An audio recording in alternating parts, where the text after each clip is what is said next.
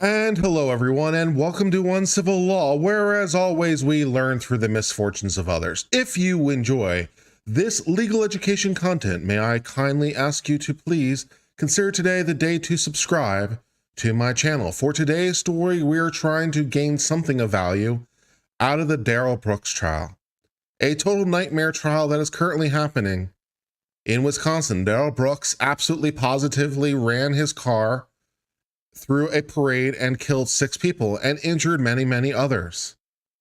This is a fact. He did these things. The facts to prove these things are absolutely overwhelming, as we have learned in the trial. We have him on tape. We have eyewitnesses. We have DNA. We have his car. We know the car is operating properly. He is totally, absolutely the man responsible for this carnage. So what are we learning a lot? Well, we're learning a lot about how to exercise patience. That is the only value of the Darrell Brooks trial at this point, is how to exercise patience. How to resolve ourselves in trying difficult times, when things are frustrating, when things make you angry, when things make you anaphylectic in terms of your rage. How do you overcome that and exercise self-control? Well, for whatever value it is, the judge and prosecutors are teaching us that lesson day by day. So that's what we got. But that is a practical life lesson. We're going to learn something about law today, because I want to get something of legal education out of this complete nightmare shit show of a trial that's going on, where absolutely nothing of legal interest is occurring in any respect whatsoever. But that's okay. I'm going to find something of legal value to talk about, because that's what I do. So we're going to do that. All right, fine. So first of all, to highlight what we're talking about, we're going to watch a very, very short clip of the judge throwing Brooks out of the courtroom briefly because of his misconduct, and she cites a case in her oral pronouncement from the bench, and then we're going to read the case, and we're going to discuss the case. We are going to learn something, damn it, from this. All right, so this is a 1-minute snippet, so let's just go ahead and watch this real fast. Let me actually, change the volume source. That'd probably be helpful in some way. It's okay. I'm a professional.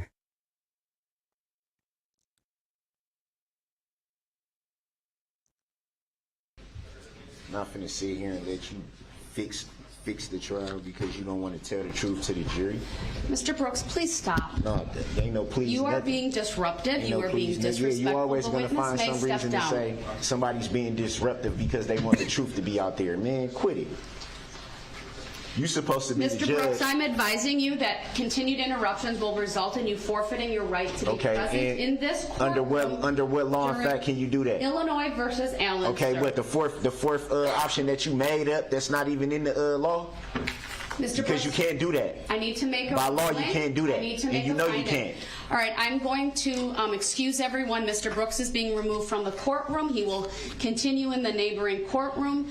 Please make sure he has his objection signed and a pad of paper. So is that he can. So is that holding me in meaningfully contempt? Participate, and I will make a ruling when I.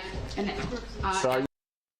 Okay, so this actually is interesting on some level. So the judge says, what authority are you doing this? And she says, Illinois versus Allen. And then he says something that actually proves his competence, because we're going to see. He makes he attempts to make a legal point. He may not know he's doing it. In fact, I'm sure he doesn't. But every once in a while, a blind chipmunk does find a squirrel, does find a nut or something. Because he says, oh, the fourth option that you're just making up, you can't do that. He's actually making a lucid legal point. I know, because the Supreme Court said 3 things. And so what he's saying lucidly is, hey, you have just created out of nowhere a 4th option the Supreme Court didn't give to you. How are you doing that? So see, he's actually competent after all. He knows exactly what the judge is saying. He knows exactly what the judge is saying. He somehow knows that Illinois versus Allen from the Supreme Court said that you can do 3 things. And he's saying, hey, you're doing a thing that's not on that list. A 4th thing. By what right are you doing this 4th thing? Whoa. So Darrell Brooks is proving his competence every day. You know, there are lawyers who wouldn't make that objection. Not that they really should, incidentally, because it's a dumb objection. But at least he's saying something that makes some legal sense on some level. Like, you know, the Supreme Court didn't say you could do that 4th thing. They only gave you 3 options. Well, they gave you 3 options. They didn't only give you 3 options is the key. But we're going to learn a little bit about that as we progress on. So fun and exciting. So let's go ahead and get started by reading the actual case. This is Illinois versus Allen, United States Supreme Court, 1970. What happened in this case is somewhat comparable to what's happening in this case. Mr. Allen was being charged with a crime. Mr. Allen would very much prefer not to be charged with a crime, very much, if you please. He does not consent to these proceedings, much like Mr. Brooks does not consent to these proceedings. And somewhat like Mr. Brooks, he was engaging in disruptive conduct. And the disruptive conduct caused the judge to throw the defendant out of the courtroom for a portion of the trial. It wasn't like the entire trial. The judge threw him out of the courtroom for a while, and then the defendant promised to behave and brought him back into the courtroom, but the defendant was not present during the presentation of some witness or some witnesses. I think it was like a half day or something. It's not really important. What is important is that he was not present in order to confront his accusers, as is a constitutional right, right? You have a constitutional right to confront your accusers. You have a constitutional right to a trial by jury. You have a constitutional right to see them under the 6th Amendment, right? And so he's being deprived of his 6th Amendment right. The Court of Appeals in Illinois told him get stuffed. But perhaps surprisingly, the Supreme Court of Illinois, or it was the Circuit Court, I think it was the Supreme Court of Illinois though. But either way, the highest court that reviewed this before the Supreme Court, let's put it that way, actually said Mr. Allen was right. They said, Mr. Allen, you know what? You have a 6th Amendment right to confront your accusers, and the Constitution says that, and it is an absolute right. This, incidentally, by the way, is why we don't have absolute rights in the Constitution. Like, if you ever want to know, like, why we have to have these doctrines like strict scrutiny, intermediate scrutiny, and rational basis, and all the rest, it's like, why not just apply the Constitution strictly? It's because of jackasses like Mr. Allen, right? If we said it was an absolute, unwaivable right, then, you know, they could disrupt the proceedings so much that we wouldn't be allowed to have them, and that would be really, really dumb. But hey, the Court of Appeals thought that really, really dumb answer was actually the legally correct answer. They thought, you know, this constitutional guarantee, it says that you have the right to confront. It doesn't provide any exceptions within its own text. So, man, that must be absolute. Well, as always, that's not quite right because, of course, it's the right to confront your witnesses, right? And that right is, like all right in the Constitution, a pre-existing right. So is it absolute? Not exactly, right? The question isn't if the right is absolute. The real question is, what is the scope of the right? So you can say the right is absolute if you like, but that's not the real question. It's like saying, again, we've talked about this before, like in the First Amendment context, right? You have a right, by analogy, for example, to a piece of land. Even if your right to that piece of land is absolute, we still have to define what the boundaries of the land is, right? To say you have an absolute right to your piece of land doesn't tell you anything about the shape or borders of the land. So to say you have an absolute right to a trial by jury, or say you have an absolute right to freedom of speech, even if that's the way you want to view it, wouldn't tell you necessarily what the borders of that right are, right? So before we can talk about whether or not you have an absolute right, we have to first define what the boundaries of the right are. What are the boundaries of the right? What are the boundaries of the land, right? So that's one way we can think about this problem. All right, so Justice Black is writing for the Supreme Court, a unanimous Supreme Court, incidentally, in 1970. So let's go ahead and get started with this. The Confrontation Clause of the 6th Amendment, a great place to start, provides that in all criminal prosecutions, the accused shall enjoy the right to be confronted with the witnesses against him. Pretty clear. We have held the 14th Amendment makes this guarantee obligatory to the states because, as we've discussed many times, all the rights had to be separately incorporated, and this particular right was apparently incorporated in a case called Pointer versus Texas. You know what will be interesting for my Great Cases series? At some point, we'll just go through every single provision of the Constitution, and we'll go to the case that actually incorporated the right. There's a series for you. We'll just do every single clause in the Bill of Rights, and we'll go to the case that said, yes, this rule applies to the states. Anyways, so they said, yes, the rule applies to the states. One of the most basic rights guaranteed by the Confrontation Clause is the accused's right to be present in the courtroom at every stage of the trial. Citing a case from 1892, if you have a right to confront your witnesses, it's probably helpful if you're there, especially in 1892. The question presented in this case is whether an accused can claim the benefit of this constitutional right to remain in the courtroom while at the same time he engages in speech and conduct, which is so noisy, disorderly, and disruptive that it's exceedingly difficult or wholly impossible to carry out the trial. Right? There are probably a lot of people out there who, again, would prefer very much to not go to jail. And maybe if they act loudly enough and disruptively enough, maybe they'll never be convicted, right? Because they'll crawl proceedings to an absolute halt. And if they're going to jail for life anyway, as Mr. Brooks undoubtedly is, they have nothing to lose, because even if they're serving time in jail, as Mr. Brooks is, because he's been remanded, right? He's no worse off, and he gets to have a bit of fun at everyone else's expense, even if no one else is having a good time. Just further cementing what a complete jackass he is.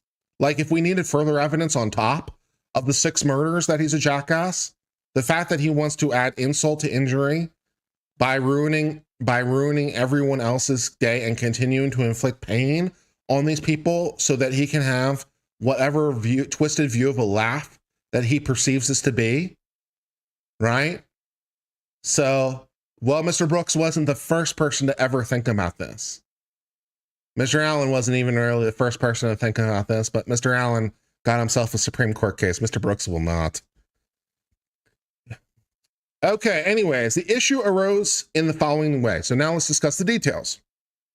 The respondent, Allen, was convicted by an Illinois jury of armed robbery and sentenced to serve 10 to 30 years in Illinois State Penitentiary. The evidence against him showed that on August the 12th of 1956, and this case was brought sometime later after his initial conviction, because, you know, that's how some of these things go, right? So he's been in jail for a little while at this point. Anyways, in 1956, he entered a tavern in Illinois, and after ordering a drink, he took $200 from the bartender at gunpoint. That sounds a lot like armed robbery to me. The Supreme Court of Illinois affirmed the conviction, and the court denied certiorari. Later, Allen filed a petition for writ of habeas corpus, so he's coming at it from the side, right? He's lost all his direct appeals, so he's going to attack it from the side in a writ of habeas corpus in federal court, alleging that he'd be wrongfully deprived by the Illinois trial judge of his constitutional right to remain present throughout his trial. Finding no constitutional violation, the district court said, stop it. The Court of Appeals said, actually, we think you're right. The facts surrounding the case are thus. After his indictment and during his pretrial stage, the petitioner, Allen, refused court-appointed counsel and indicated to the trial court on several occasions he wished to conduct his own defense. Yeah. After considerable argument by the petitioner, the trial judge told him, I'll let you be your own lawyer, but I asked Mr. Kelly, court-appointed counsel, to sit in and protect the record for you insofar as possible. This judge appointed standby counsel or assistant counsel. You are not constitutionally guaranteed such a right under the federal law. Some states may guarantee it as a matter of state law. You have the right to an attorney, and you have the right to not an attorney. So you can choose to be represented by an attorney or not. And if you choose not, that means not. Amazing, right? So can a court appoint standby counsel or some sort of assistant counsel? Sure, why not? Do they have to? Nope. Because you've waived your right to an attorney. Remember? Because you want to go it alone. Anyways, this judge said, we'll appoint some standby. The trial began on September 9th of 1957, after the state's attorney had accepted the first 4 jurors following the voir dire examination. The petitioner began examining the first juror and continued at great length. Finally, the judge interrupted the petitioner, requesting him to confine his questions solely to matters related to the respective juror qualifications. So we're trying to vet the jurors to find out if they're qualified, and he's asking questions that maybe are beyond the scope of such considerations. At that point, the petitioner started to argue with the judge in a most abusive and disrespectful manner. At last, and seemingly in desperation, the judge asked appointed counsel to proceed with the examination of the jurors. The petitioner continued to talk, proclaiming that his appointed attorney was not going to act as a lawyer. He terminated his remarks by saying, "When I go out for lunchtime, you, the judge, are going to be a corpse here." Fun. At that point, he tore the file which his attorney had and threw the papers on the floor. We've seen Mr. Brooks also tearing papers in court. So, kindred spirits. The trial judge thereupon stated to the petitioner, "One more outbreak of that sort, and I'll remove you from the courtroom." This warning had no effect. He continued to talk back to the judge, saying there's not going to be a trial. There's not going to be no trial either. I'm going to sit here and you're going to talk, and you can bring your shackles out and straitjacket and put them on me and tape my mouth, but it'll do no good because there's not going to be no trial. The judge disagrees. After more abusive remarks from the petitioner, the trial judge ordered the trial to proceed in the petitioner's absence. So he threw him out of the courtroom, and we're going to proceed without your being present. The petitioner was removed, the voir dire examination continued, and the jury was selected in the absence of the petitioner. So his not attorney, who was appointed by standby counsel, was acting, I suppose, in his stead or something, and did the voir dire thing while he, representing himself, or he is himself, as his own attorney, is been thrown out of the court. Great. After the noon recess and before the jury was brought into the courtroom, the petitioner, appearing before the judge, complained about the fairness of the trial. He also said he wanted to be present in court during the trial. In reply, the judge said petitioner would be permitted to remain in the courtroom if he behaved himself and did not interfere with the introduction of the case. The jury was brought in and seated. Counsel for petitioner then moved to exclude witnesses from the courtroom. The petitioner protested this effort on the part of his attorney, saying, "There's going to be no proceeding. I'm going to start talking. I'm going to keep talking all throughout the trial. There's not going to be a trial like this. I want my sister and my friends here in court to testify for me." The trial judge thereupon ordered the petitioner removed. This should sound vaguely familiar. It should sound vaguely familiar, right? So his attorney, being like a reasonable attorney, says, "Okay, I want to seclude all the witnesses. This is typical. This is typical. This is standard. This is rot standard."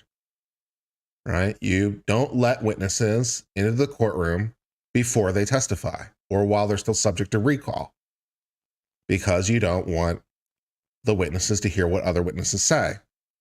Right? I mean, there's always the possibility of collusion, of course, before proceedings, but we have other mechanisms to try to deal with that. And of course, you never know for sure what someone might actually testify to at stand, right? So you might have had an agreement in advance, but you never know. Maybe you went back on it or had a last second change of heart, right? So we're not going to let you hear what they're going to say. So it's a little bit of a black box. So this is bog standard. I'd like to have all the witnesses removed from the courtroom so they're not present while the other witnesses are testifying, says his lawyer, thinking like a lawyer. Petitioner over here is like, "I'm not about that life. Also, I'm just going to keep talking and disrupting proceedings." Fine. All right. After the second removal, Allen remained out of the courtroom during the presentation of the state's case in chief. All right. So now the state is actually arguing the case. That's what that means. We are now introducing witnesses. We're introducing evidence. The case is happening. Mr. Allen is nowhere to be seen. All right, so, but he was brought in for several occasions for the purposes of identification because, they ask him, do you see the defendant? No. No problem. Walk, walk, walk. Do you see him now? Yes, great. Walk, walk, walk, right? So we're doing this shtick. Okay, fine.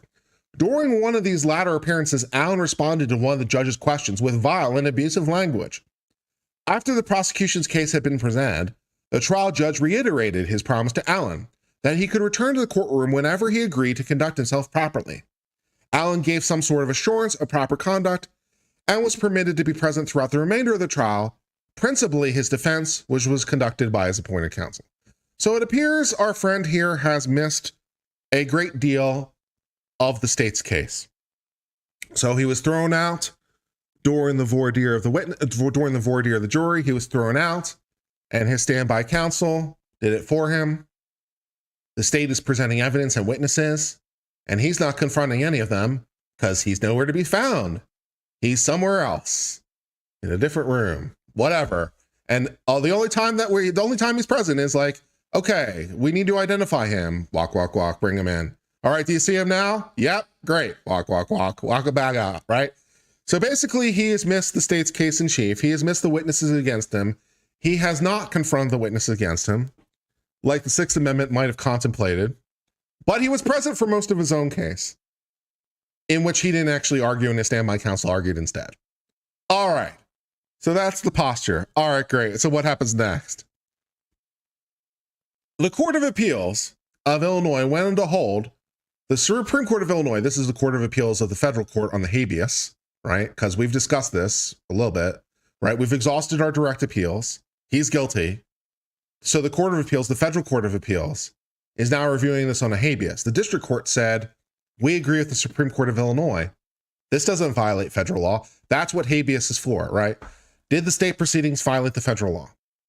It's another way to get at your federal rights. Of course, the state can consider federal issues, but it's another way to get at it, attacking from the side. All right, so we went to district court first. We went to federal district court and said, hey, the state violated my rights, and the district court's like, get lost. The Court of Appeals said, nah, we disagree. Holding the following, by a 2-to-1 vote, incidentally, no conditions may be imposed on the absolute right of a criminal defendant to be present at all stages of proceedings. This right here is why we can't have absolute rights, guys. This in chief is why we can't have absolute rights. That is why nothing can be absolute, because there's always a Mr. Allen.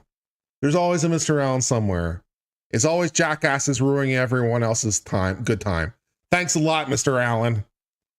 Anyways, the insistence of a defendant that he exercises right under unreasonable conditions does not amount to a waiver. Such conditions, if insisted upon, should and must be dealt with in a manner that does not compel the relinquishment of the right. In light of the decision of Hopt versus Utah, so the Court of Appeals is citing U.S. Supreme Court case law, which is always a good place to start, of 1884, and Shields versus United States of 1927, as well as the constitutional mandate of the Sixth Amendment, were of the view the defendant should not have been excluded from the courtroom during the trial, despite the disruptive and disrespectful conduct. So the Court of Appeals isn't disagreeing with any of these things. Not that they really can, because those are all issues of fact. They're just saying it doesn't matter because absolute would be absolute now, wouldn't it? The proper course for the trial judge would be to restrain the defendant by whatever means necessary, even if it means shackling and gagging. So they say, okay, you have an absolute right to be present, but you can solve this problem by shackling and gagging him. So that is a solution to the problem. Therefore, he's present. But if he's acting as his own attorney, like, how much does that help, right? Okay, anyways. The Court of Appeals felt the defendant's Sixth Amendment right to be present at his own trial was absolute. That no matter how unruly or disruptive the defendant's conduct might be, he could never be held to have lost that right so long as he continued to insist upon it, as Allen clearly did. Does any of this sound any way familiar? Does this sound vaguely familiar versus current circumstances? It's like, oh, I'm insisting on my right. I'm not waiving it. I want to be present during the inspection of the vehicle. No, I don't want to be present, but I'm not waiving my right. Does anything sound familiar? It should sound familiar.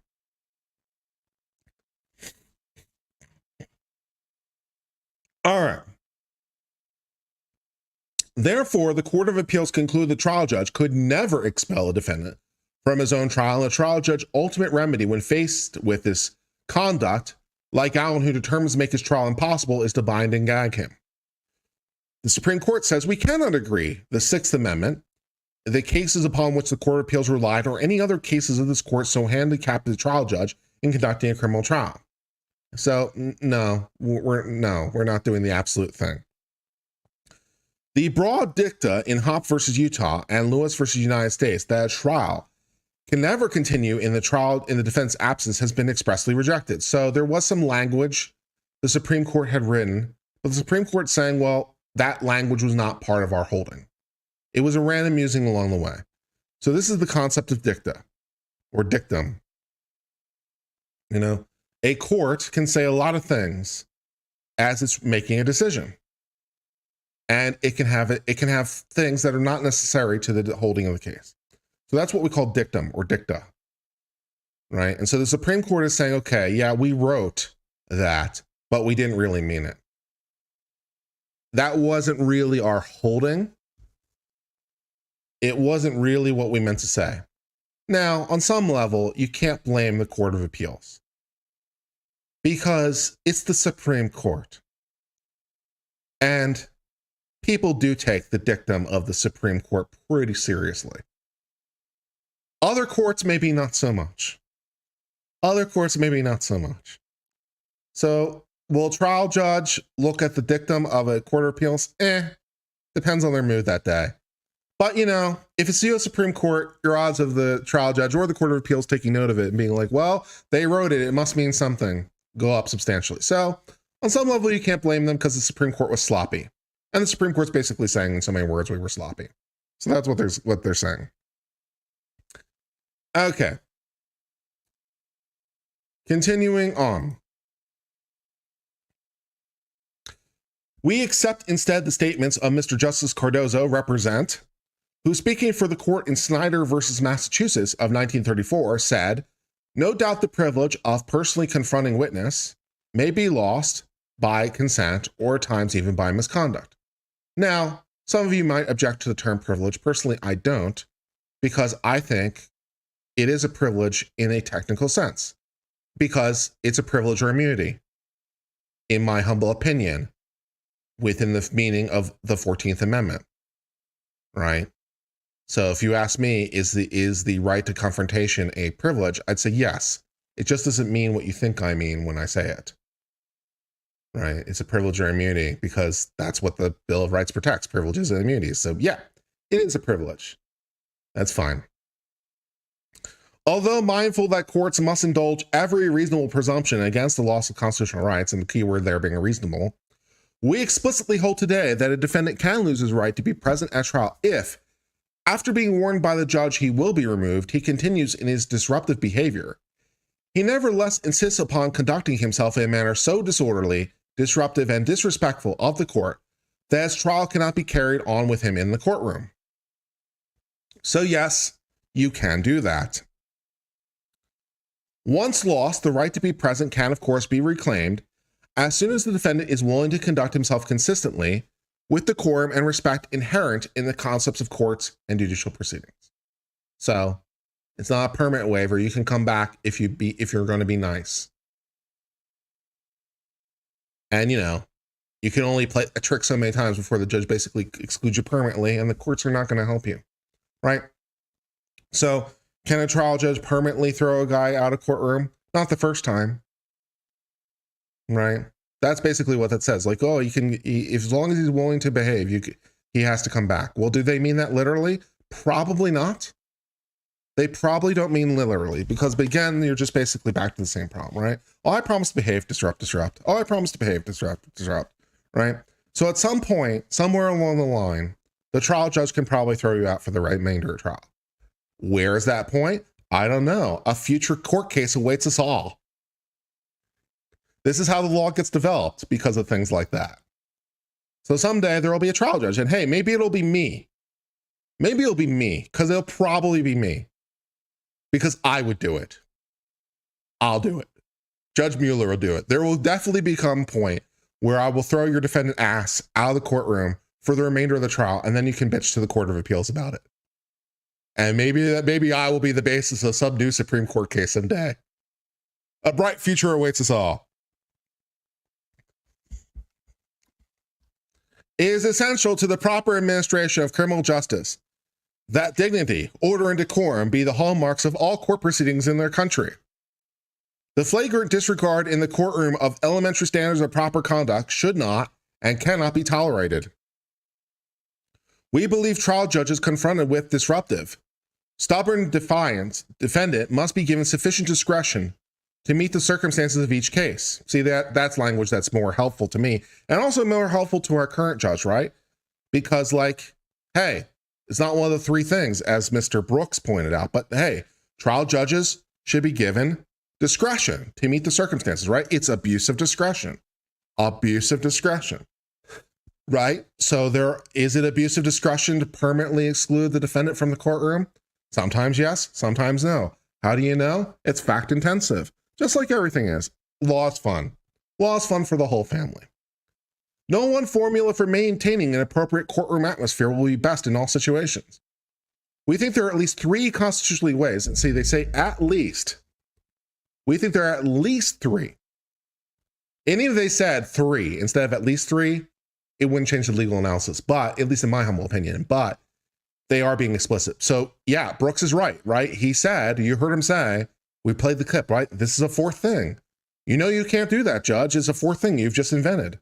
Well, the Supreme Court's at least saying, hey, there's at least three things, and the judge has come up with another option. Is the judge in abuse of discretion? Hell to the no. But, I'm sure his Court of Appeals, his appointed appellate person will point out this is not one of the three options, and this is somehow a defiance of his right. The Court of Appeals is going to decidedly not care, but that's okay. So there's a ground of appeals for you, right? Hey, it's like, it's not one of the three things. So here's the three things the Supreme Court said. Bind and gag him, which is what the Court of Appeals had previously said. And then they give two other options. Cite for contempt. The judge says, well, in Brooks' case, for example, I can't really cite him for contempt because that doesn't really make any sense. He's already in custody. What am I going to do? I can't order him to be held in custody. And I don't want to delay the proceedings because then he just gets what he wants. So citing for contempt, this trial judge in the Brooks case says, I can't really do that. So that's out. And take him out of the courtroom until he promises to conduct himself properly.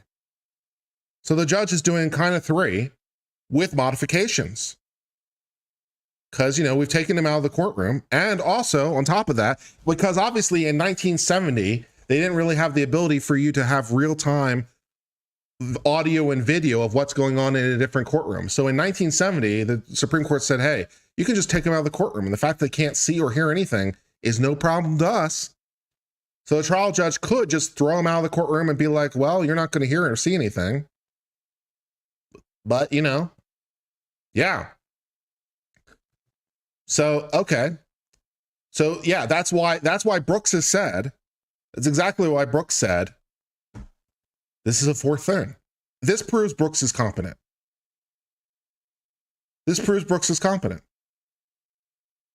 Somehow he knows that Illinois versus Allen held for three things. And he says to the judge, hey, this is a fourth thing. You can't do that.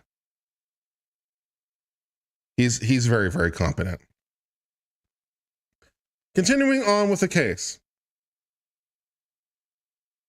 Trying a defendant for a crime while he sits bound and gagged before a judge and jury would, to an extent, comply with the part of the Sixth Amendment that purports to accord the defendant the opportunity to confront the witnesses.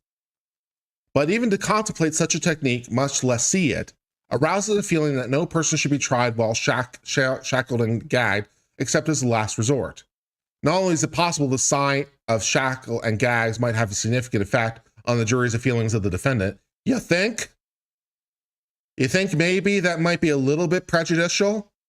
Maybe the sight of the defendant in gags and bound and gagged might in some ways be a bit prejudicial to the jury? Supreme Court thinks it might be possible. But the use of the technique is itself something of an affront of the dignity and decorum of judicial proceedings. Moreover, one defendant's primary advantages of being present at the trial his ability to communicate with counsel would be greatly reduced if he's in the position of total physical restraint. Yeah, I mean, his ability to communicate with counsel would be somewhat impacted by the total physical restraint of bound and gagged. That would be a bit of a problem when it comes to the communication. But only a little bit. Only a little bit of a problem.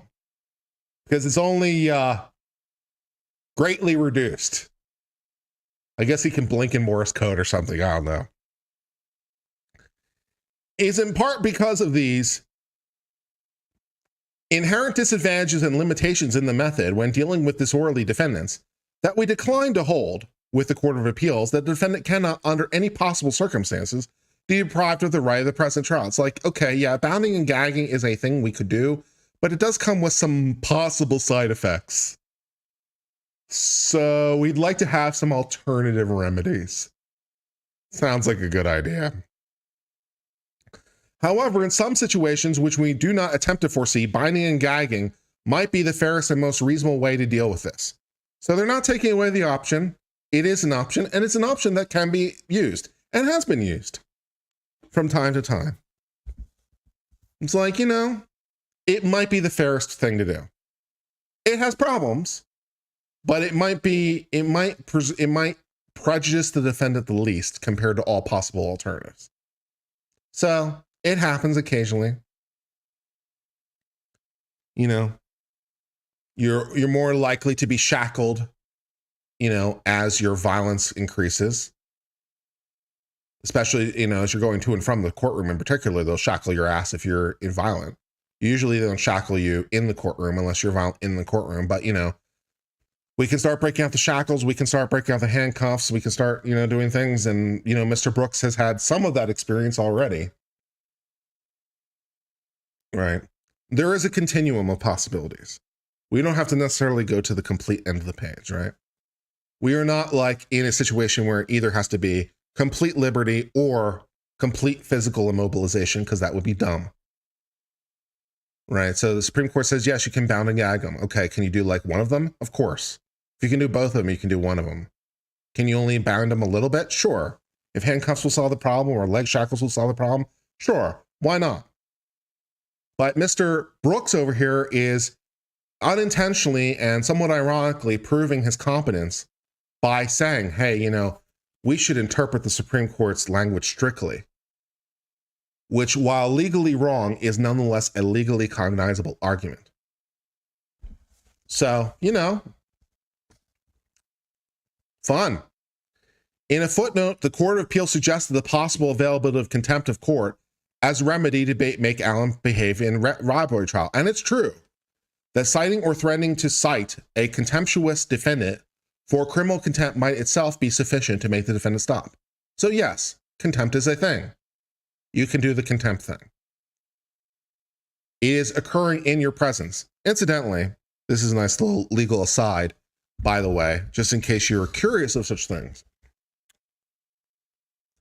You only have the right to a trial by jury, incidentally, under the relevant Supreme Court law, if it has a possible sentence, if the sentence is more than 6 months. So this, incidentally, although, of course, your local rules may vary, and states, of course, can afford you more rights. But as a matter of federal law, you are not entitled to a fact for a jury, for example, for a speeding ticket. For your typical speeding ticket, obviously there's some speeding tickets where, you know, reckless driving, where you have potential more than 6 months in jail, right? So you can have a jury in some traffic infractions, racing or whatever. There's definitely traffic things you can do that would be it, but, you know, in your typical ticket, not so much. So do you have the right to a trial by jury for your typical ticket? No. Might a court give it to you anyway? Yeah, depending on the relevant law and relevant locality, possible. But you're not entitled to a jury unless it's more than 6 months. Which means when it comes to criminal contempt, for example, you know, this is one of those times when the judge gets to be judge, jury, and executioner, as it were. They get to be all the things in one with contempt that happens in their courtroom.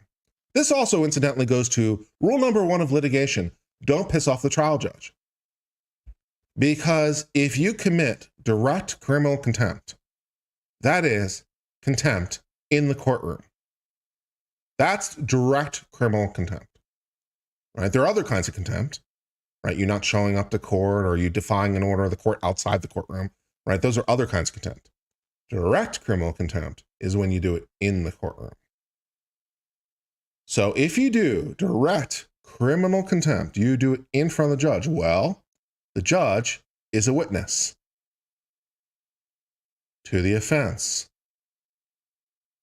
And the judge is now the finder of fact of what they observed. And now they get to sentence you directly. And as long as they sentence you to less than 6 months, right? Yeah. So it is possible for a judge to, from the bench, find you in direct contempt based on their own observations as a witness, find it as a matter of fact, and then sentence you directly. Do not pass go, do not collect $200. Don't do the direct criminal contempt. Rule number 1, don't piss off the judge. Yeah. They don't need to refer to the prosecutor. They don't need an indictment. They don't need anything. They can do it instantly. Yeah. So don't do that. Of course, a defendant is determined to prevent any trial, then a court, in attempting to try a defendant for contempt, is still confronted by the identical dilemma that they faced. Yeah, so but that's one of the reasons why you don't need a trial. It's going to be less than 6 months. If you just be like, okay, I sent you to 6 months. Start serving. Yeah. And criminal contempt obviously has limitations as a sanction when the defendant is charged with a crime so serious that a very severe sentence, such as death or life imprisonment, is likely to be imposed. Like our present circumstances. In such a case, a defendant might not be affected by mere contempt when he ultimately faces a far more serious sanction. Nevertheless, the contempt remedy should be borne in mind by a judge in circumstances of the case.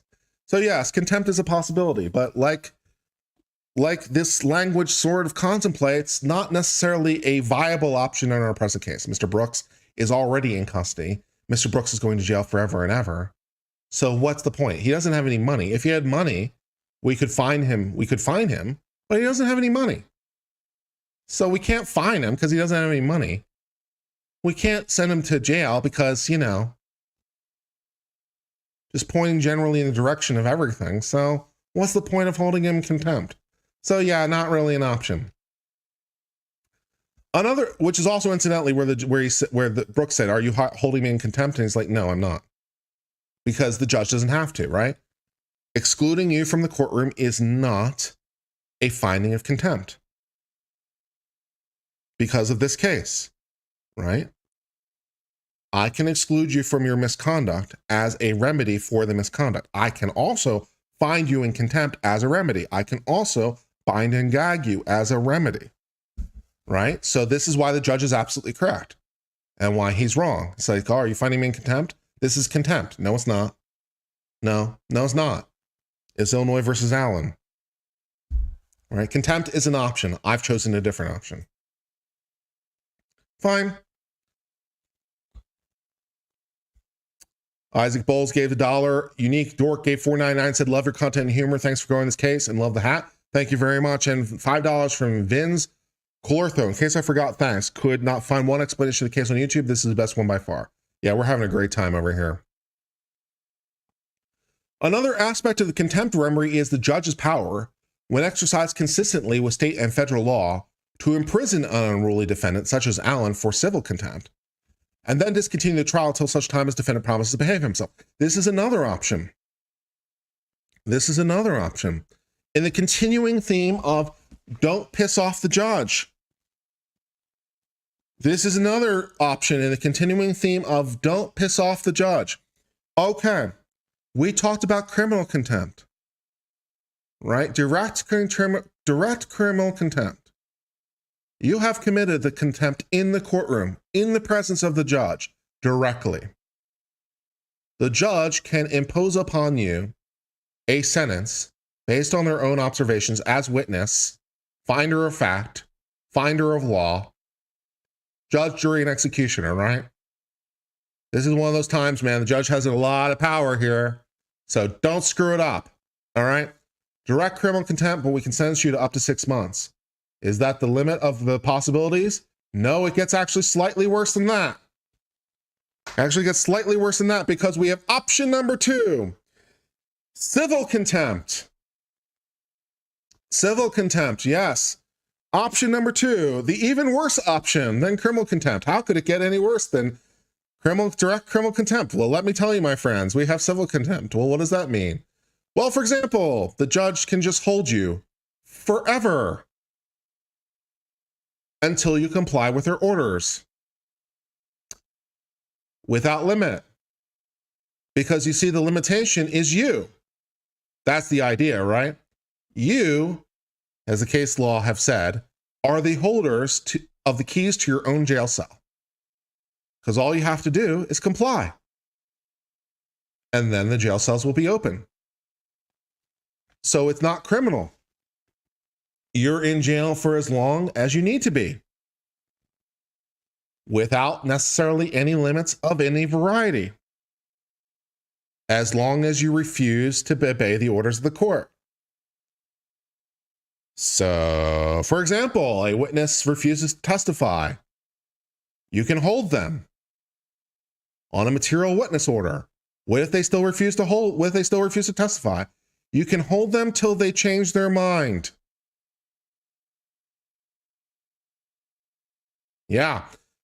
The longest I've ever heard of this going on, I think, was 11 or 12 years. Was the longest that I'm aware of. I'm not saying it's the longest of all time, but it's the longest I'm aware of in the United States, where it went on for 11 or 12 years. All right. In that particular case, by the way, in case you're curious of such things, the defendant in that case was being accused of possession of images of a prurient nature involving children. And he was ordered to give the password to his encrypted files, or whatever it was, like encrypted files, right? Because the government says we can't break the password. Now, do you have to give over the password or not? Right? This is very, very complicated case law, and I don't have time to get into it right now, nor does it matter. So do you have to give over the password or no? It's complicated, but it doesn't matter for our particular purposes, okay? He was just ordered to give over the password. And he says, well, I can't remember it. I can't remember the password to the encrypted files that hold the images that will send me to jail forever. And the judge in that case said, fine, I don't believe you. I don't believe that you can't remember. I believe that you're lying. And as a result, I'm going to hold you in jail on civil contempt, right? I'm not holding you for the crime. You haven't been convicted. I'm holding you because you are choosing to refuse to obey the order. And I think it went on for like 11 or 12 years before the judge finally gave up and be like, well, apparently nothing's going to change his mind at this point, so I give up. But that's the longest I'm aware of. So yes, it can get worse than the 6 months.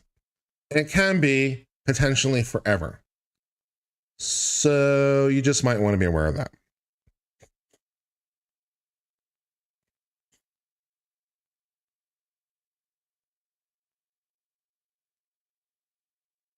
Okay. This procedure is consistent with the defendant's right to be present at trial, yet avoids the serious shortcomings of shackles and gags. It must be recognized, however, that a defendant might conceivably, as a matter of calculated strategy, elect to spend a prolonged period in confinement for contempt in the hope that adverse witnesses might be unavailable after a lapse of time. A court must guard against allowing a defendant to profit from his own wrong in this way. So yes, one of the things the judge could theoretically do here is hold him in contempt. Just hold him civilly in contempt, mind you, not criminal contempt. Civil contempt, I'm just like, I'm going to hold you till you drop all this sovereign citizen nonsense, right? But then, of course, that would allow him to have the proceedings disrupted. That would allow him to choose the time and place, if ever. that this would happen. Witnesses might die. Evidence could get lost. Whatever. And so the trial judge is like, well, I could do that, but I'm not going to. I'm just going to drag this out. I'm just going to do this painfully because I'm not going to let you profit from your own misdeeds. I'm not going to let you play games with me. Judge on civil law would also agree with this. The not playing games with me would have harsher sanctions in my reality, but that's what the trial judge is doing. Patrick McComey gives a $1.99 and says, Kurt, you're my favorite autistic lawyer. Love you. I object to the characterization. I don't think I'm autistic, and I don't think that's very polite. But thank you for your super chat. Rob Price is a member for 7 months. Thank you. And Lord Consequerel is a member for 2 months. Thank you.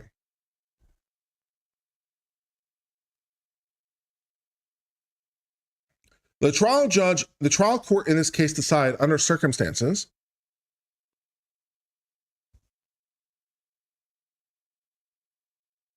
Nuvi gives members is member for 30 months. Thank you. The trial court in this case decided under the circumstances to remove the defendant from courtroom and to continue his trial in his absence until and unless he promised to conduct himself in a manner befitting an American courtroom. As we said earlier, we find nothing unconstitutional about this procedure. Hungry Ewok becomes a new member. Thank you for hitting that join button. And $2 Australian from Joe Tracy. Thank you very much. Allen's behavior was clearly of such an extreme and aggravated nature as to justify either his removal from the courtroom or total physical restraint. Prior to removal, he was repeatedly warned by the trial judge that he would be removed from the courtroom if he persisted in his unruly conduct, and as Judge Hastings observed in his dissenting opinion, the record demonstrates that Allen would not have been at all dissuaded by the judge's use of contempt powers. And we've seen the judge in the Brooks case say such things on the record as well. Allen was constantly informed he could return to the trial when he would agree to conduct himself in an orderly manner.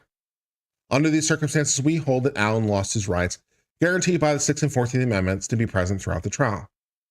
Monacore is a member for 25 months. Thank you very much. I appreciate that.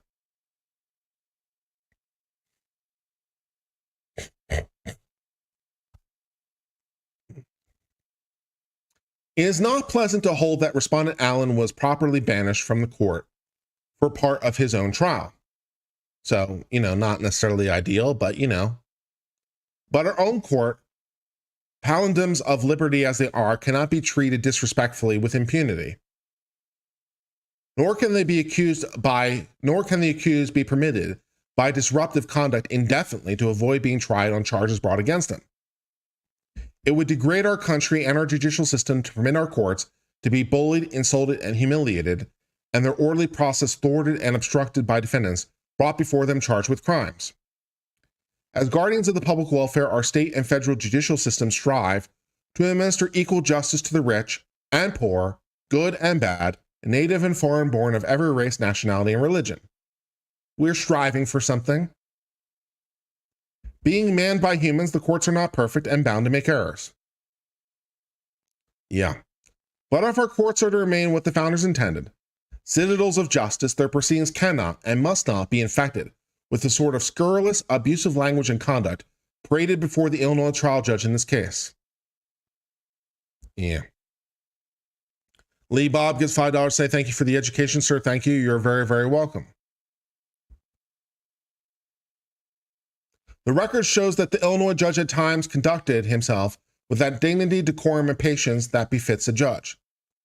Even in holding the trial judge had erred, the Court of Appeals praised his commendable patience under severe provocation. So the Court of Appeals thought that he was patient. He just thought it was an absolute right. So the Court of Appeals didn't think the trial judge was acting, wantonly. They just didn't think he had discretion. The Supreme Court's like, yeah, some. So yeah. Castlemoy Brooks gives $5 to say you're the most enjoyable and knowledgeable of the YouTube lawyers. Plus, congratulations on your bar exam. Thank you very, very much. I do strive to understand this stuff, and I really like the subject matter. So thank you. I appreciate it. We do not hold that by removing this defendant from his own trial was the only way the Illinois court judge could have constitutionally solved the problem. We do hold, however, there's nothing wrong in this record to show the trial judge did not act completely within discretion. Deplorable as to remove a man from his own trial, even for a short time, we hold that they didn't commit legal error. So yeah, this case, I think, pretty much directly speaks to Mr. Brooks. And a lawyer could try to argue that there's abuse of discretion, but as a court of appeals judge, I'm just citing this and just smacking you down. It's like the Supreme Court, by its own explicit language, said that this was at least, and if they said 3, they didn't probably mean literally 3. And also, as we note, the technology has changed. And so is the trial judge, by excluding him and allowing him to have earphones and have a sign and all the rest of it, is that a reasonable remedy? Yeah, I think we're doing fine, trial judge in Brooks. I have no problem with you with what you're doing based on the disruptive conduct of Mr. Brooks in applying the sanctions that you're applying. You are going out of your way to be kind and courteous and give him every warning and trying to make sure that he is, fully, and he is showing again through his lucid objections. When he chooses to be lucid, he can be lucid. He can be very lucid. It's like, oh, there's a 4th thing you've done. That's a very lucid objection. So he's capable of lucidity. The fact that he chooses not to demonstrate lucidity is not a demonstration of competence, right? Competence is ability, not willingness. He has the ability. He's demonstrated the ability. He's competent. Whether or not he's willing does not speak to his competence. He's able. He's very able. So yeah, do appeal judge only view documents? Yes. Yeah, they don't review evidence. They only review paper. They can, strictly speaking, do things outside that, but it's extremely rare. So yeah, 99.9% of the time, appellate courts are just reading paper. Metal chemistry says, is that a judicial determination? Yes. Yes, it most decidedly is. $4.99 from Chorus Mom. So let's go ahead and read this concurring opinion. We've read the judgment in the court, which is the binding law. But let's go ahead and read. It's another like 4 pages or something. No, it's actually longer than that. Let's read this concurring opinion and see what it has to say, and we'll see if we want to go beyond that. So Brennan concurs. The safeguards the Constitution accords the criminal defendant presuppose the government has the sovereign prerogative to put those on trial accused in good faith of violating the law. Constitutional power to bring an accused to trial is fundamental to a scheme of ordered liberty and prerequisite to social justice and peace. We mean social justice in a very old school sense of the word here. History has known the breakdown of lawful authority, the feud, the vendetta, and terror of penalties meted out by mobs or roving bands of vigilantes. It is known too the perversion of authority. In some societies, the penal arm of the state has reached individual men through secret denunciation, followed by summary punishment. Yeah, I mean, the world is full of pain and mobs and anarchy and drumhead trials and all the rest of it. In others, the solemn power of condemnation has been confined to the caprice of tyrants. Down the corridors of history have echoed the cries of innocent men convicted by other irrational or arbitrary procedures. These are some of the alternatives history provides the procedures adopted by our Constitution. This is one of the things I think about a lot, right? I think about this a lot. And when sometimes people say things like, I think the system is irredeemably corrupt. I think the system is broken. I'm like, I don't think the system's broken at all. I don't think the system's perfect. I think the system makes mistakes. I think it makes mistakes, even grievous mistakes sometimes in individual cases. I think sometimes it makes even mistakes in legal principles, right? So if your argument is that the system has failed in a particular case, I'm willing to entertain that. If your argument the system has failed forthright, I'm not. Because whatever mistakes are made in individual cases, justice is at the end applied by human beings who are flawed. So it's really not possible to have a perfect system. And I'm not necessarily sure even it's desirable to have a perfect system, because while it's flawed, our humanity is also something that gives us compassion. Like if you could get an AI to just robotically apply justice, I'm not sure that would be justice either. There is something of the human equation that is desirable in the equation. But of course, by bringing the human into the loop, the human can show compassion, but is also flawed. So with the good comes the bad, with the bitter comes the sweet, as always. So I think about this a lot when people say things like, you know, the system is corrupt, the government is corrupt, the institution is corrupt, the judicial system is corrupt, the judicial system is broken. You know, I'm like, no, it's not. And the reason is kind of the same reason the Supreme Court's alluding to here. Any sort of realistic historical perspective rapidly, to my mind, disabuse myself of such a notion. Right? You might have gotten screwed over by the system. I might get screwed over by the system. If that happens, that's an outrage. The question isn't, do people get screwed? The question is, what's the alternative? And the alternative is pain. The alternative is darkness.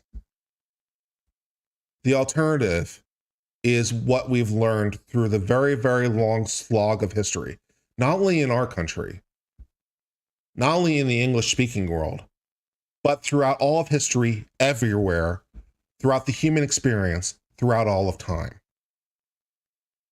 Justice, historically, to call it mercurial would be too friendly. It is nothing more historically than mobs and tyrants and despots, and the idea of rights and individual rights. Like, are you kidding me? So I do think, and I genuinely believe, that the American justice system is the best justice system in the world. Not to say it's perfect, not to say it's without flaws, because they're human beings. Human beings can get corrupt. Human beings make mistakes.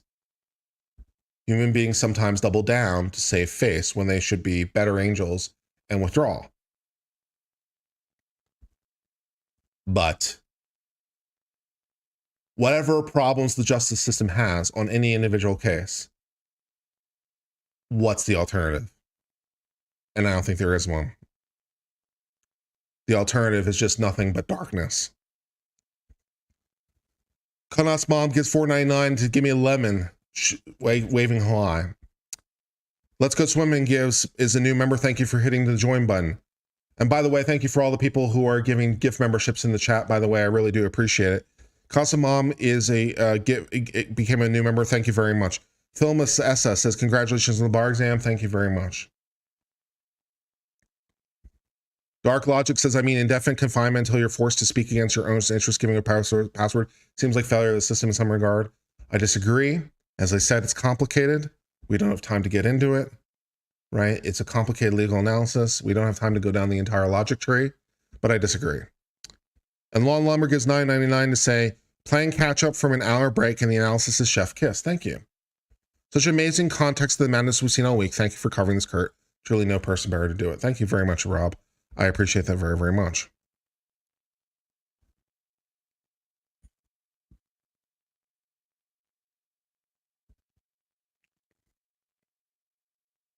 The right of a defendant to trial by jury, has long been cherished by our people as a vital restraint on penal authority of the government. It's never been doubted under our constitutional tradition, trial in accordance with the Constitution is a proper mode by which the government exercises that authority. Lincoln, 1999 from Tracy R. Thank you for all you do. I appreciate how open you are regarding personal things and provide knowledge of law. Congrats on posting the most recent bar. I'm going to try to email you, answer when and if you have time. Love you either way. Well, thank you very much, Tracy. I appreciate it. I look forward to seeing your email. I do see your emails, and I do like the things that you guys send to me and stuff. It's always nice. And incidentally, by the way, for those of you who are curious about such things, we did have that whole thing where that person had the problems with the email. Remember that whole drama that we had on that live stream, where it's like I'm sending the email wrong? I finally figured out what the problem was, because they sent me a picture of it. They had misspelled uncivil law. They misspelled civil. They replaced one of the I's with an A, and every time they typed it again, autocorrected it wrong. So if you get a bounce back, double check your addresses. The address is fine. They were just mistyping it, and autocorrect was making a mistake. It's CIVIL, not CIVAL.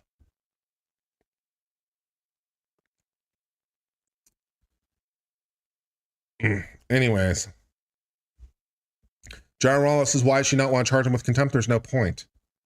That's why. She has nothing really to, there's nothing really to do. She has no punishment to merit out that would make any sense. That's why she doesn't, there's nothing to do. Daniela becomes a new one civilian. Thank you for hitting the join button.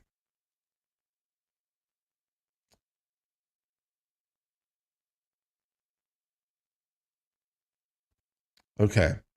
Lincoln said of this nation was conceived in liberty and dedicated to the proposition that all men are created equal. The founder's dream of a society where all men are free and equal has not been easy to realize. Yes, this nation has had its problems. This nation has solved many of those problems. I very much despise many of my brethren who seem to come from the more left-hand side of the aisle, who seem to suggest that the country is as racist as it's always been, or as broken as it's always been, or as corrupt as it's always been. I think that is very much a disservice to the progress of our country and the progress we can continue to make.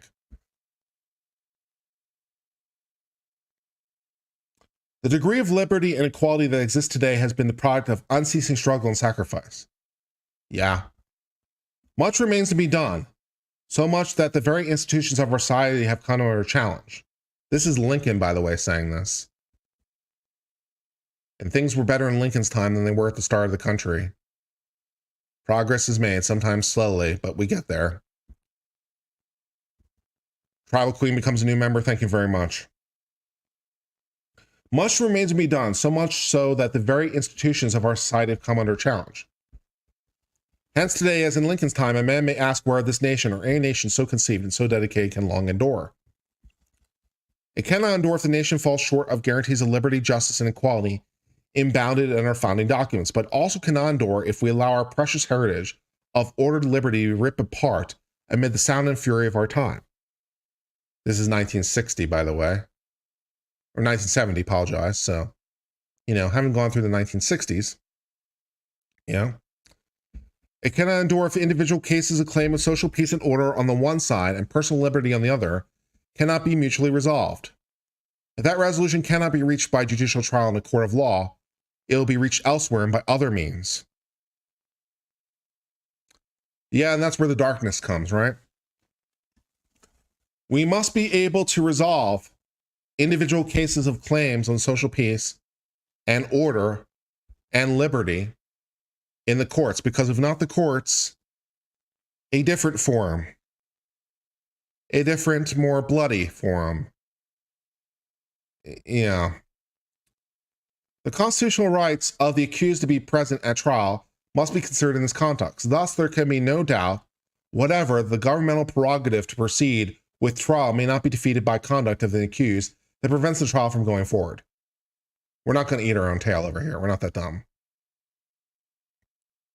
Over half a century ago, this court in Diaz approved what I believe to be a governing principle. We there quoted Falk from 1899, the case of an accused who appeared at his trial but fled jurisdiction. The court proceeded with the trial in absentia and a verdict of guilt. In affirming the conviction over the accused objection, they could be not convicted in the absentia. The Court of Appeals for District of Columbia said, it does not seem to us consistent with the dictates of common sense that the accused person should be at liberty whenever he pleased to break up a trial already commenced. The practical result of such a proposition, if allowed to be at law, would be to prevent any trial whatsoever until the accused person himself should be pleased to permit it. This would be a travesty of justice. We do not think that any rule of law of constitutional provision leads us to the conclusion to be so disastrous the administration of justice has true elements of civil liberty. So they're like, yeah, even if you like flee the trial, we'll try you in your absence. You're the one who didn't want to be here, so we're not going to allow you to threaten us. That's not cool. You're the one making the decisions not to be present. You can't profit by your own misconduct. That doesn't make any sense.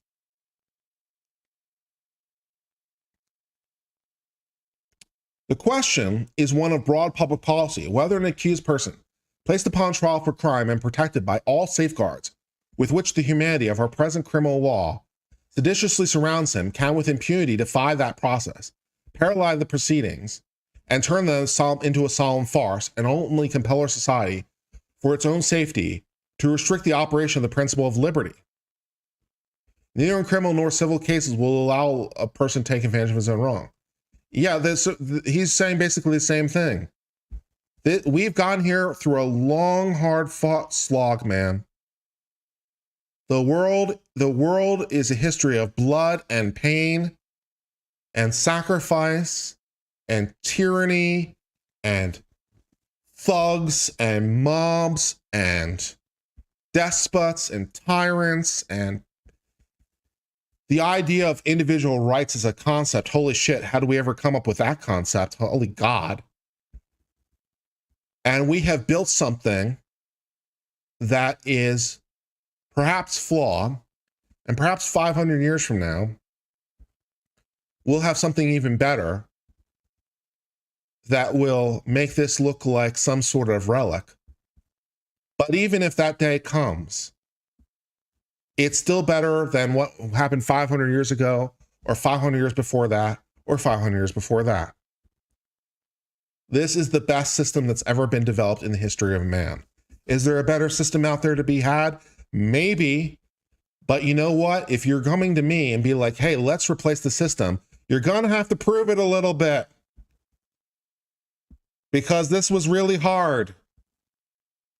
Creating this was really, really hard. What's the alternative? The alternative seems to be destruction. See, Sean Bailey says, out of curiosity, why are both lawyers, both the proponents of and destroyers of free speech? Half of you love free speech, the other half are spending whole careers killing it off.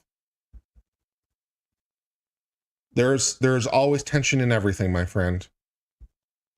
I don't necessarily agree with your characterization. I will say that everything is constantly in tension.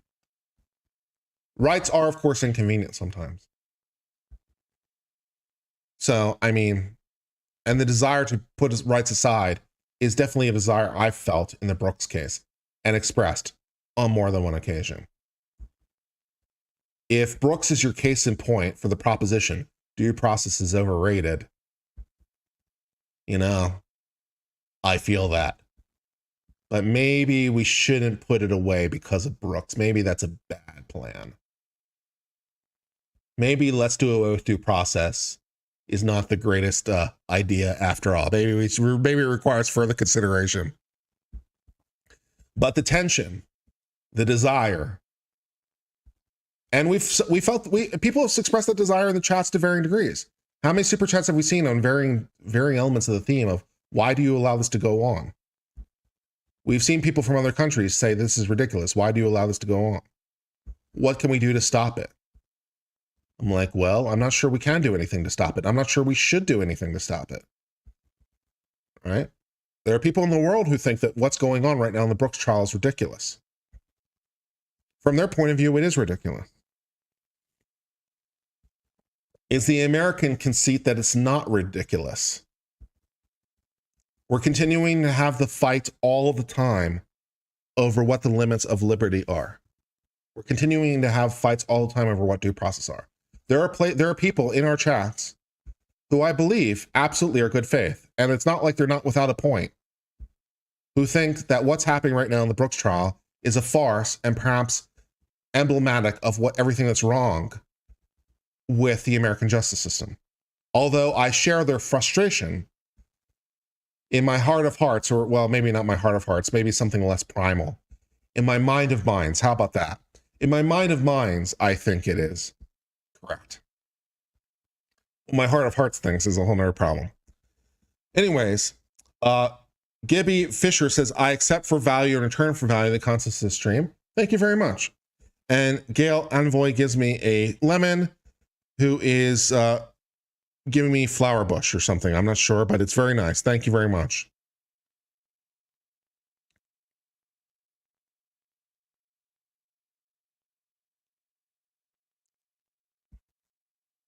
Yeah. Yeah, he's getting due process. I'm not saying he's not getting due process. That wasn't my point. I think people understood that, but yeah, my point wasn't that he's not getting due process. He's definitely getting due process. The argument, him as an argument for due process itself is fundamentally overrated, is not an argument that goes without some recognition in my mind, because I'm like, there's a very visceral part of myself which proves that my intellect has limits, or that I'm human, I think, because like I know better, but there's a part of myself that doesn't care. So there are limits. I'm not sure if that makes me more human, less human, or anything else, but it's like, yeah, let's just say that my intellect is not necessarily winning that fight over here at the moment. To allow disruptive activities of a defendant-like respondent to prevent his trial to allow him to profit from his own wrong. The Constitution would protect none of us if it would prevent the courts from acting to preserve the very process the Constitution prescribes. Of course, no action against an unruly defendant is permissible, except after he's been fully and fairly informed his conduct is wrong and intolerable and warned. The record makes clear respondent was so informed and warned. The record is clear in this case, and in Brooks' case, it is clear in all the cases. Yeah. Thus, there can be no doubt respondent, by persisting in his reprehensible conduct, surrender the right to be present in his trial.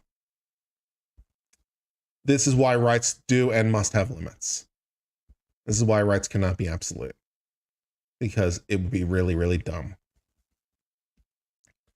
As courts point out, several remedies are available to the judge faced with defendant bent on disrupting. He can have him bound, shackled, and gagged. He can hold him in civil or criminal contempt. He can exclude him from the trial and carry on his absence. No doubt other methods can be devised. I join the court's opinion and agree the Constitution does not require or prohibit the adoption of any of these courses. Constitutional right to be present can be surrendered if it's abused for the purpose of frustrating the trial. Due process does not require the presence of the defendant if his presence means that there will be no orderly process at all. I like that line. That's very nice. Minter Venturi says, will Brooks get the same leeway if he's white? He should, although a lot is more dependent by the judge than by the race of the person accused, I think. So, because if it's me, if it's judge on civil, my treatment would be disparate. It would have very little to do with the race in front of me. It would have a lot more to do with my tolerance for such shenanigans. So would the judge be bending over backwards just as much for a white defendant? I think so. And the judge probably is in the right for doing so. Probably. But, yeah. Judges do get a lot of latitude. The standard is abuse of discretion. So the judge doesn't necessarily have to do what she's doing. She is being exceptionally cautious. I think she could be more harsh without it being a problem. She's choosing a conservative, cautious course of action. Yeah. Yeah. Anyways, I join the court's opinion and agree the Constitution does not require or prohibit the adoption of any of these courses. The constitutional right to be present can be surrendered if abused. Due process does not require the presence of the defendant if the presence means there will be no orderly process at all. However, I also agree with the court. These three methods are not equally acceptable. In particular, shackling and gagging a defendant is surely the least acceptable. It offends not only judicial dignity and decorum, but also respect for the individual with the like-brother law. I'll only add that when defendant is excluded from trial, the court should make reasonable efforts to enable him to communicate with his attorney and, if possible, keep him apprised. Hey, this judge is steering right into this language. It's like, hey, we're steering right into the spirit of the concurrence too. Once the court has removed the defendant, it is not a weakness to mitigate the disadvantages of expulsion as far as technologically possible. Oh, so there's some language that's very, very encouraging. And the current, would a male judge be less tolerant? I don't think it's necessarily a male versus female thing. I don't think it's a male versus female thing. I think it probably is about the agreeable versus disagreeable thing. It's probably due to agreeable versus disagreeable personality traits. As may surprise very few of you, I rank very high on disagreeableness. I am a very disagreeable person. So it's more of a personality trait, and my disagreeable nature or willingness to be more disagreeable, if I were judge, might be more manifest than is currently being experienced by this present judge. I think that if it were me on the bench, a different character to the trial might be noticeable in some small yet important ways. Yeah. See this, yeah.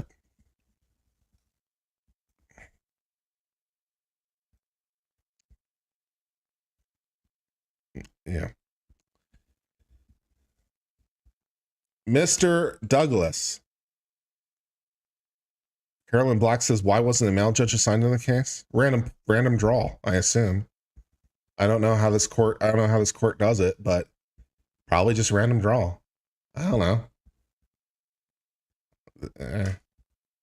Sean Bailey says Brooks is a special case. If God exists, his free speech will cause thousands of Southsides to reevaluate their thinking. You think? I'm not so sure about that, but one can only hope.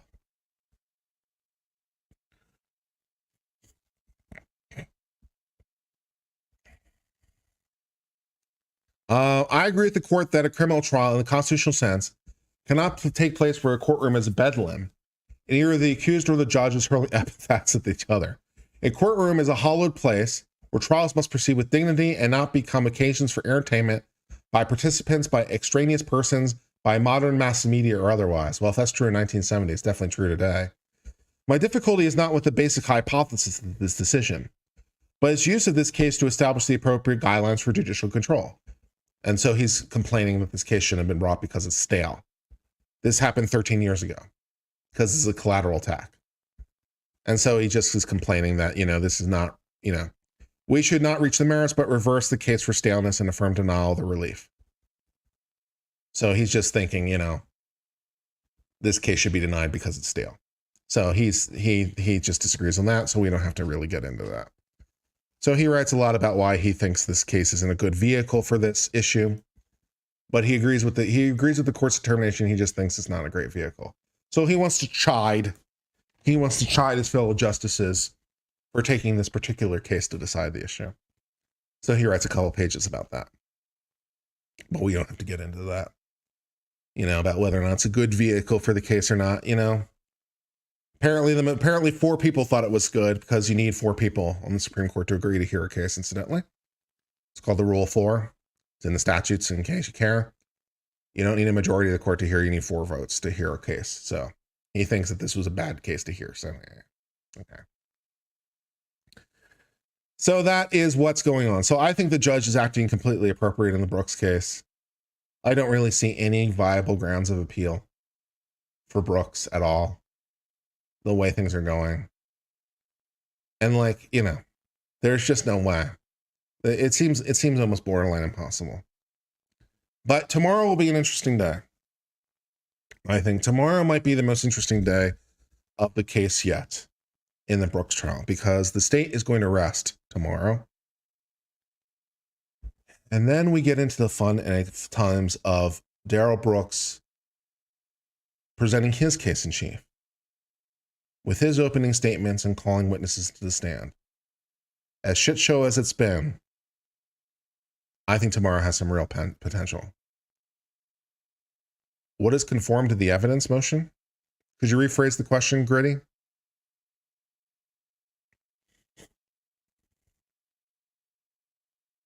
Yeah. So tomorrow could be lit. Tomorrow could be very, very lit with everything happening. So, but I'm not sure anything at this point is going to help him. I'm not sure anything's going to help him. The judge has gone out of their way. And even if some error at this point happens, I can't imagine the Court of Appeals is going to care, because the evidence is so overwhelming. Like, any error at this point is like, it's hard to believe, right? New Now Wyoming says, Kurt, are you looking at leaving patent law and going local law now? Well, yes, I'm leaving patent law. I'm pretty sure. I could see myself doing patent law as a part-time or part of a thing, but I don't really see myself doing it full-time. I could see myself doing some other field of intellectual property full-time. I could see myself becoming like a trademark lawyer or copyright or something like that. But I think I'm done with patent law. But yeah, I don't really know exactly what I'm doing in terms of my career. My immediate plans are continuing to do the YouTube channel. So I have no immediate plans to practice, but I might do some piece work or contract work or something on a consignment, on some sort of a deal. So we'll see what I'm going to do in the future. Maybe I'll try to go work for the state solicitor general's office or something. That can be fun. Try to argue cases on behalf of the Texas state government. Run for judge eventually. I don't know. Flux says, for $5, here, have some money. I gotta go sleep. I have a fever, and the only cure is more soundboard. Yeah, I appreciate that. We have so many soundboard options. Lol. Lol. Lol. Lol. Lol. Lol. Gog. Gog. Okay, Sean Bailey gives $5. Say Brooks impeached his own witness earlier. Tomorrow will be epic. Am I going to stream the trial tomorrow? Oh, I might stream it tomorrow. Yeah, I think I will. I think I'll stream it tomorrow. Because it's just going to be so much pain.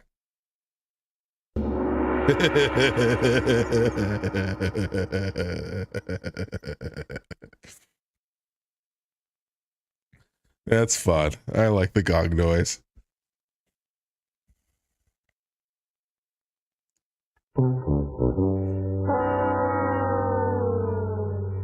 Lol.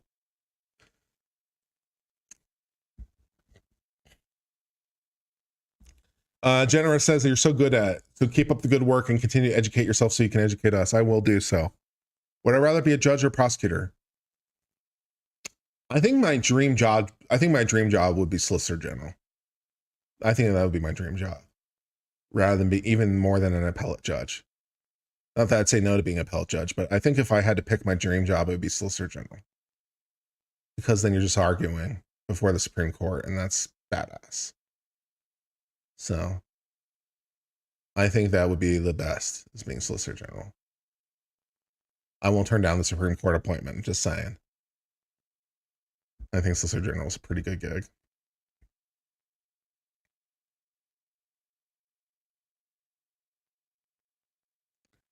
What about Supreme Court justice? Yeah.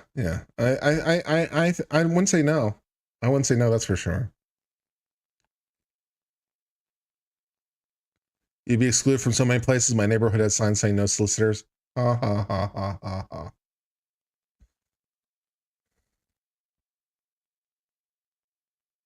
What's your email? YouTube hates iOS and the link doesn't work. There is no link to the email.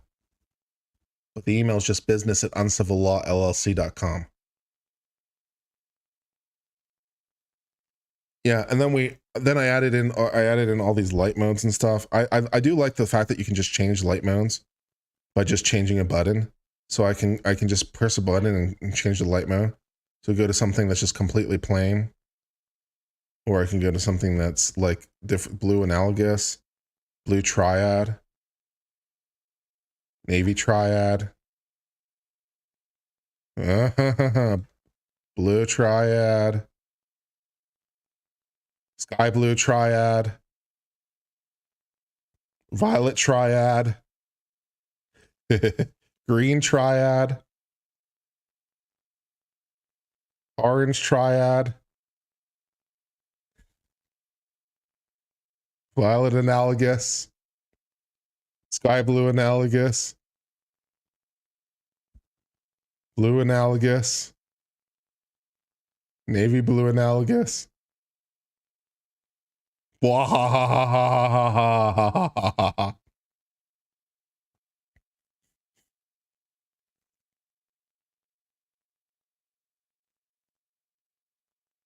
And then I have a button that just choose like a random scene, so I can just change it to like a preset randomly. It's probably candlelight. I'm not sure what that was. That's probably like deep ocean. Muffin Rando says dial up sound when he's thinking of the next dumb question. Yeah, that's true. Yeah, that's cool. I do like the thing. And sounds, and I could even like program in soundboard. I can even program in voices and stuff for different things. So I got voices. The only one I have pre-programmed in is for the magic chords for singing.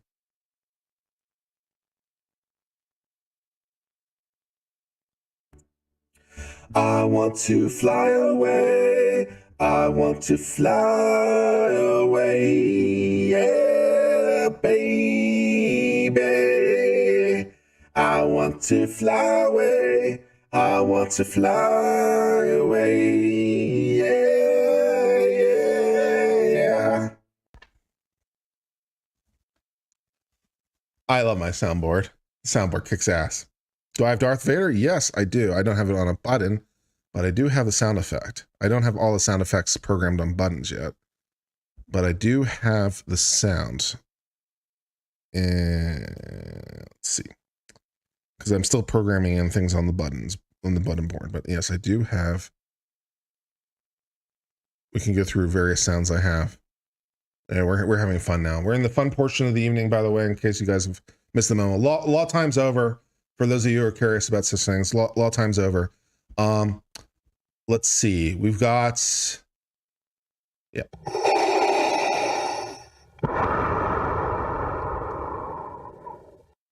That's good. Oh shit. Here we go again. Yep, that's good. Huh?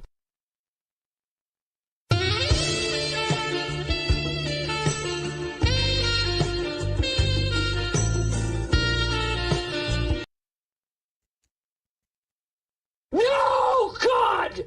No, God, please, no! No! No! No!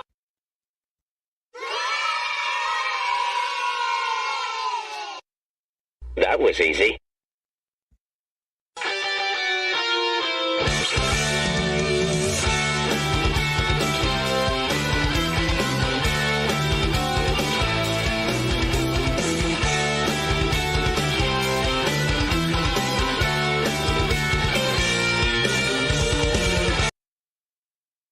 Yeah.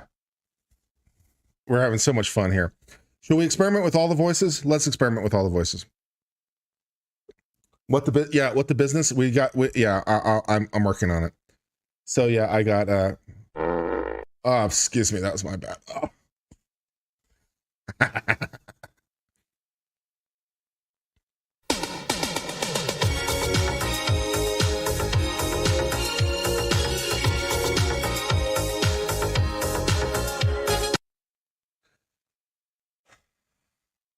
I'm a dork? I'm not a dork.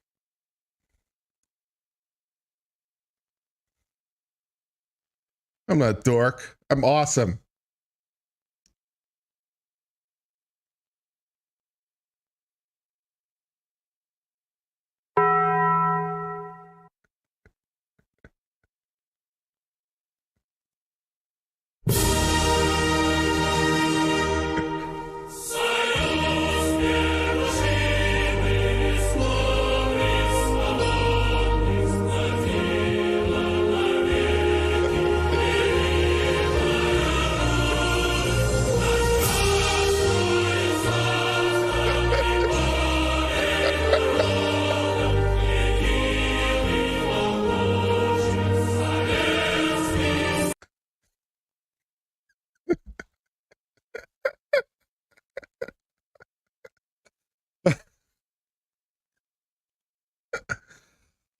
Oh, that's good shit. That's good shit. Oh man, that's funny.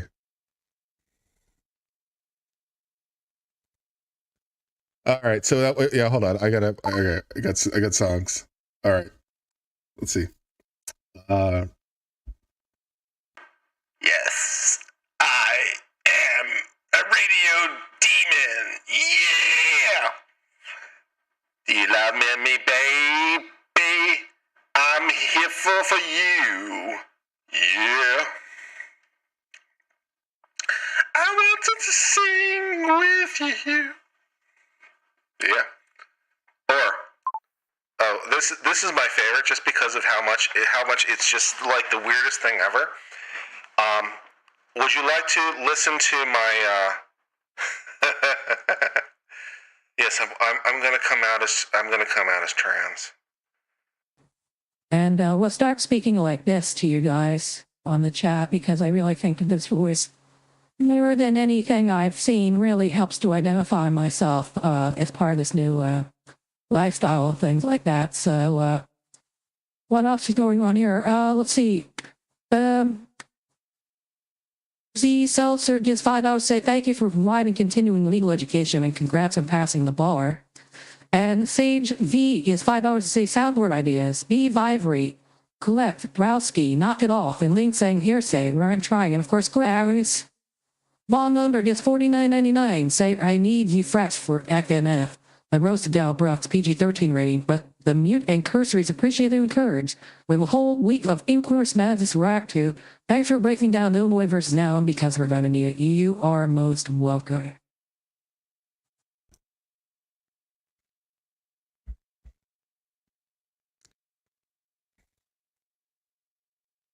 I'm here to help.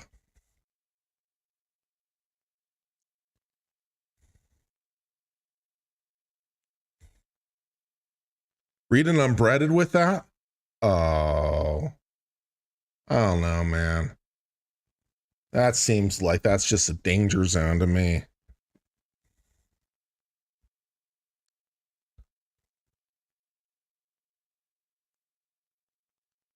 But yeah, there's a lot of interesting modes in here.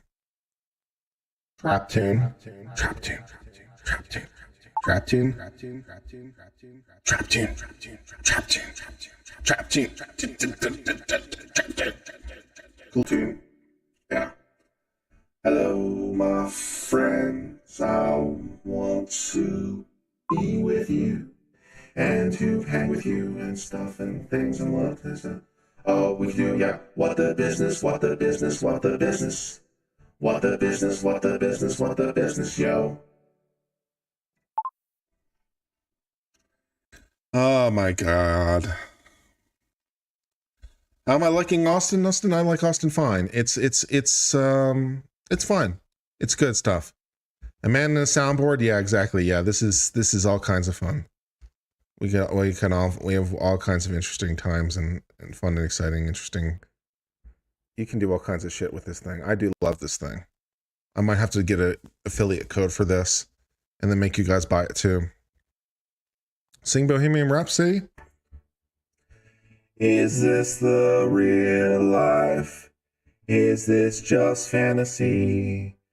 Caught in a land landslide, no escape from reality. Open your eyes, look up to the sky and see. I'm just a poor boy.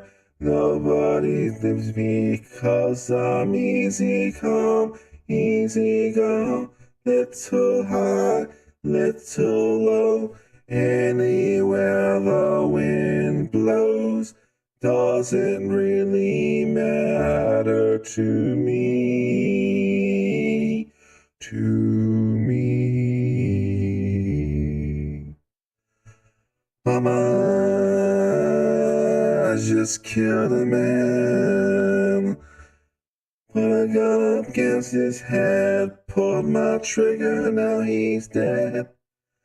Mama, life had just begun, but now I've gone and thrown it all away. Mama, when the wind blows, I don't wanna die.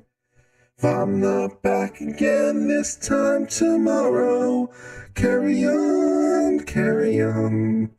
Nothing really matters.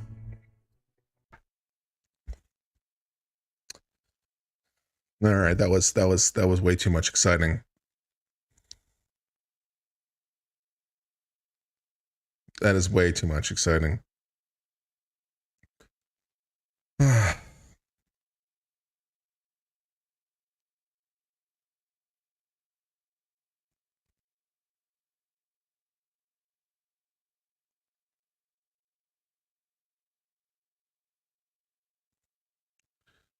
Begging you to get the Galileo portion.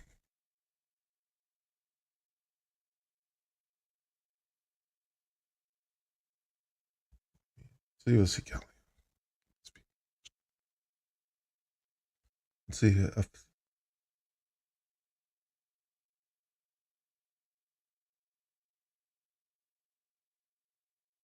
Okay. Galileo, Galileo, Galileo, Galileo, Galileo, Galileo, Figaro, Figaro. I'm just a poor boy, nobody loves me. He's just a poor boy from a poor family, ending his life in this monstrosity.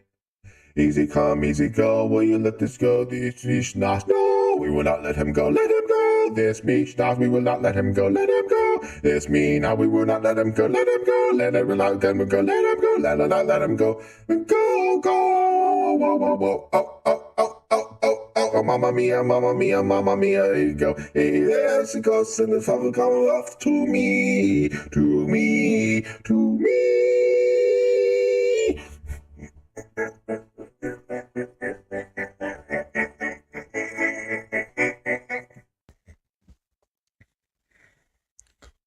Katie becomes an uncivilian. Thank you very much.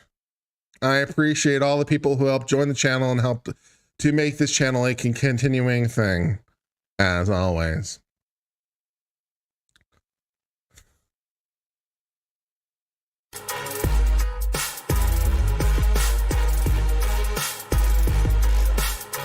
What the business, what the business, what the business, Dale Brooks said. Hanging my hoodies with the Supreme Court. Illinois versus Allen don't have the right to disrupt the court proceedings and be a disruptive influence. Just can throw you out, baby. What the business, what the business, what the business.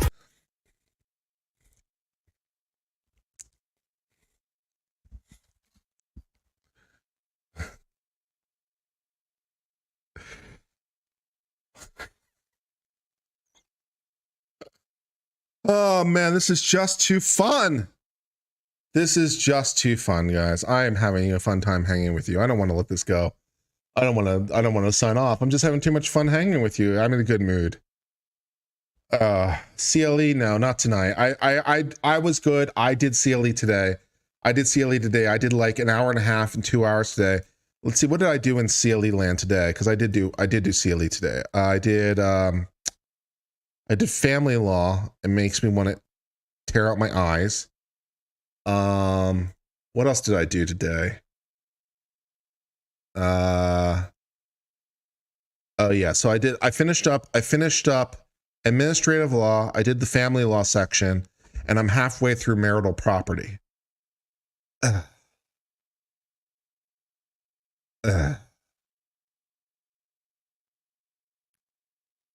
Still to go. Wills and trusts, that's 59 minutes, that's an hour. So let's see, tomorrow I'll finish up marital property. I'll do wills and trusts tomorrow. Maybe I'll do guardianship. That's 43 minutes. Ugh. And maybe lawyer wellness 101.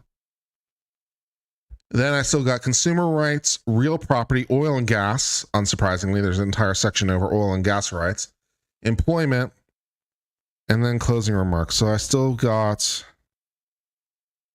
let's see. It's about 2 hours, 3 hours. I still got about like 4 hours left or something. Oh my God. What is CLE? CLE is continuing legal education, and it sucks. It's universally horrible.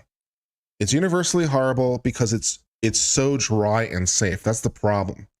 CLE, for those of you, the best way to describe CLE, I think, is from the TV show Better Call Saul, where Jimmy McGill was doing his commercials, and then he was working for that other firm for a while, and that firm had a ad that they had run to let people like be aware of things. And like CLE is that law firm's ad. That's CLE. It's so safe and dry, and it just makes you want to die inside. Like there's nothing exciting about it, interesting. There's nothing controversial about it. There's nothing. It's so safe as to be banal. That's CLE. And, you know, it's annoying. It's, do you still want to be a lawyer? It's a little bit, do you still want to be a lawyer? That's true. It is a little bit, do you still want to be a lawyer? That's true.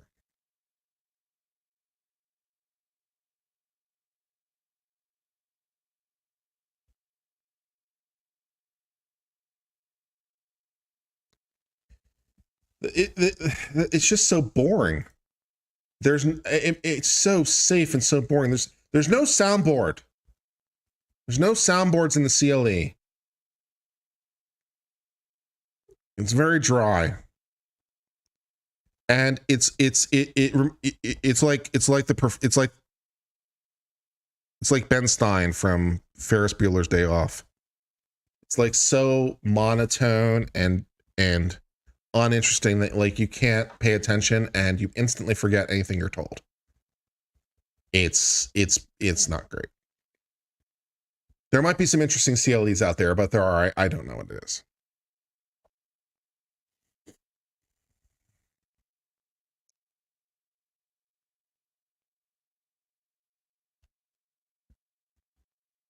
So yeah, it's that's what's going on. Yeah, it's bad. Laughter curve, yeah. You find Ben Stein pretty funny. I didn't say it wasn't funny.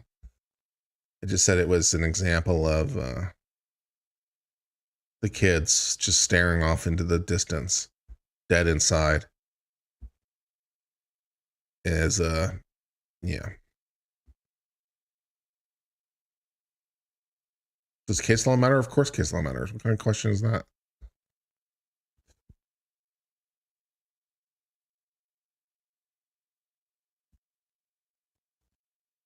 Does case law matter? What kind of a question is, does case law matter? It's a question to pick a fight. That's what that question is. Kurt, you need a yellow light, bro. Blue light gives you a morbid pallor. What? What the hell are you talking about? What? Am I close to Attorney Tom? Do you mean like in personality or in like, well, he lives in Houston. I live in Austin.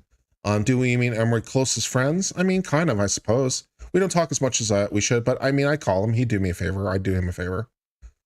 Can I stream will and trust? No. In what circumstance can you use case law? Just about all of them.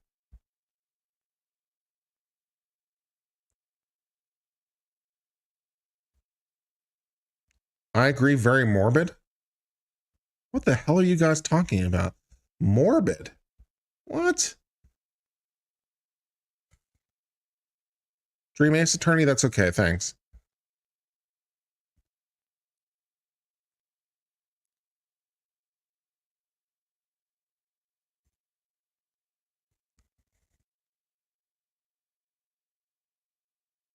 Yeah, I think the blue looks nice.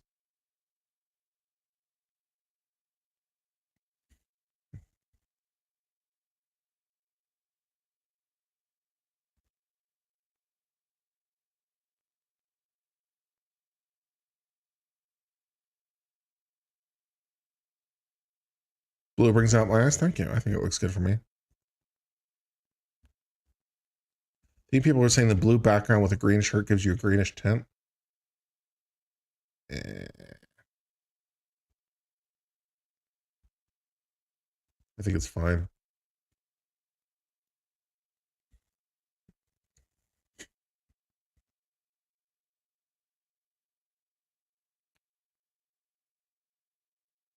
All right, I'm going to sign off, I suppose, since we've reached the end of the chat, basically.